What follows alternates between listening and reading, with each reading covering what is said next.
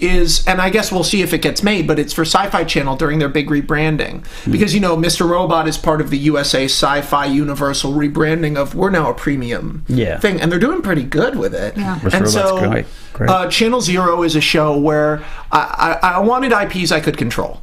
And that's why, if you see me working with an IP from now on, it'll be something that, number one, I'm very enthusiastic about.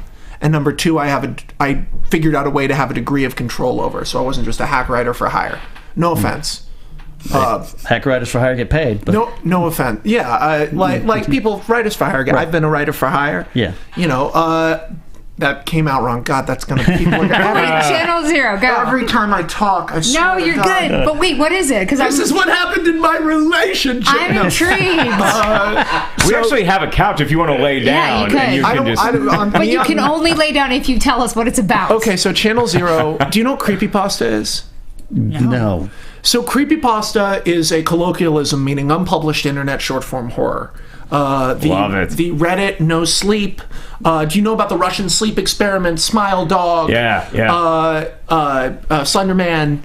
So I realized 4 years ago that these things had a lot of traction. And I really admire writers who write to write, because none of these are published and none of them were done for money. And there's one of them called Candle Cove that I became obsessed with. And so I tracked it down and I optioned it from the guy.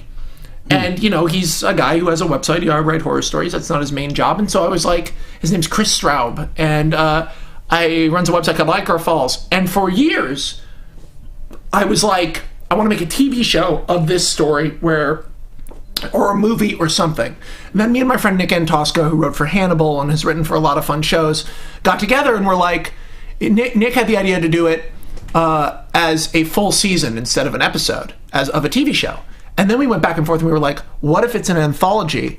And we go and we get Smile Dog. And we go and we get all the best ones.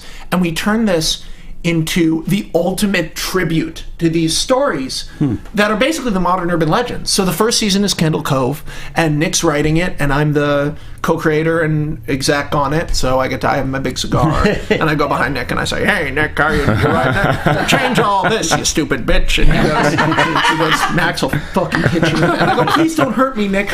And so we're going back and forth on that in sci-fi, and maybe one day it'll be a thing.